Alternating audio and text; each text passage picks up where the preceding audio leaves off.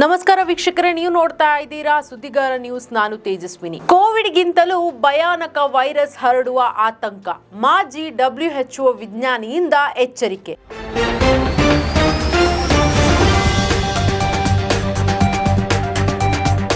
ಸುದ್ದಿಗಾರ ಈಗ ನಿಮ್ಮ ಕೇಬಲ್ ನೆಟ್ವರ್ಕ್ನಲ್ಲಿ.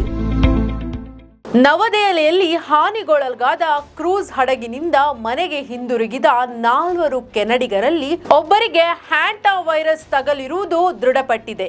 ಜಗತ್ತಿನಾದ್ಯಂತ ಆತಂಕ ಹೆಚ್ಚಿದೆ. ಇದರ ಬೆನ್ನಲ್ಲೇ ಹ್ಯಾಂಟಾ ವೈರಸ್ಗಿಂತಲೂ ಭಯಾನಕವಾದ ವೈರಸ್ ಹರಡುವ ಬಗ್ಗೆ ವಿಜ್ಞಾನಿಯೊಬ್ಬರು ಎಚ್ಚರಿಕೆ ನೀಡಿದ್ದಾರೆ. ವಿಶ್ವ ಆರೋಗ್ಯ ಸಂಸ್ಥೆಯ ಮಾಜಿ ಮುಖ್ಯ ವಿಜ್ಞಾನಿ ಡಾಕ್ಟರ್ ಸೌಮ್ಯ ವಿಶ್ವನಾಥನ್ ಅವರು ವಿಶೇಷ ಸಂವಾದದಲ್ಲಿ H5N1 ಹಕ್ಕಿ ಜ್ವರವು ಚಿಂತಾಜನಕವಾಗಿದ್ದು ಸಾಂಕ್ರಾಮಿಕ ಬೆದರಿಕೆಗಳನ್ನು ಒಡ್ಡುವ ವೈರಸ್ಗಳ ಪಟ್ಟಿಯಲ್ಲಿ ಅಗ್ರಸ್ಥಾನದಲ್ಲಿದೆ ಎಂದು ತಿಳಿಸಿದ್ದಾರೆ.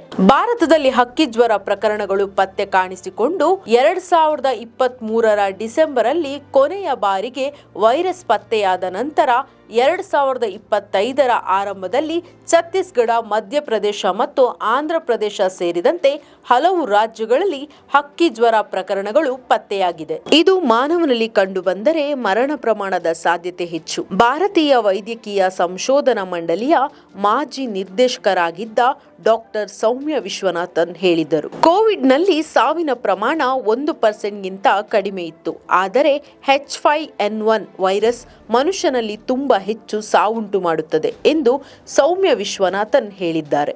H5N1 ವೈರಸ್ ವಿವಿಧ ಜೀವಿಗಳಲ್ಲಿ ಹೆಚ್ಚಾಗಿ ಹೊಂದಿಕೊಳ್ಳುವುದನ್ನು ತೋರಿಸಿದೆ.